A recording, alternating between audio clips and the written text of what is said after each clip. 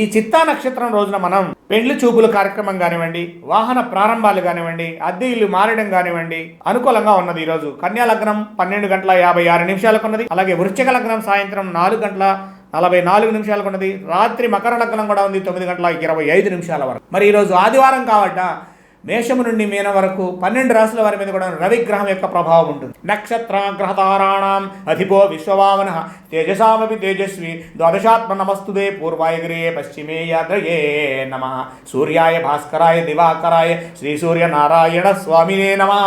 సూర్యుడిని ఎవరైతే నమస్కరిస్తారో, సూర్య నమస్కారాలు చేస్తారో, సూర్యుడిని దైవంగా ఎవరైతే భావిస్తారో ఈ రోజంతా వాడికి అనుకూల ఫలితాలు ఉంటాయి. జపా కుసుమ సంకాశం కాశ్యపేయం మహాద్యుతిం తమోరిం సర్వపాపగ్రం ప్రణతోస్మి దివాకరం అంటూ ఒక 6000 సార్లు రవి జపాన్ని చేసినట్లయితే కనుక అనుకూలమైనటువంటి రాజకీయ యోగం కూడా వారిని ఊరిస్తుంది.